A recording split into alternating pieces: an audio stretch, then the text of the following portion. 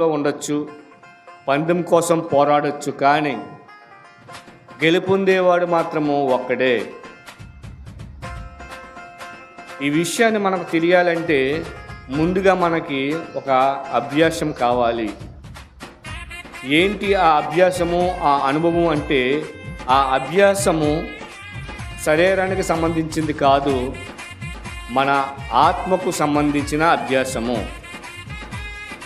అందుకే దేవుని వాక్యాన్ని మందిరానికి మనం వెళ్ళే ముందు 1-2 సార్లు దేవుని వాక్యాన్ని చదువుకొని ఆ వాక్యము ఎక్కడా కూడా తడబడకుండా, ఎక్కడా కూడా లోటుపాట్లు లేకుండా చదవాలి.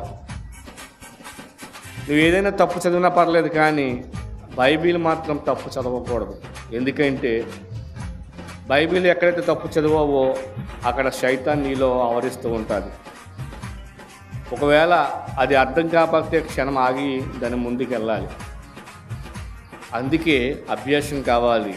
అభ్యాసం దేనికి అంటే ఆత్మ సంబంధించిన అభ్యాసం కావాలి. ఈ మాటలు చెప్తున్న పౌలు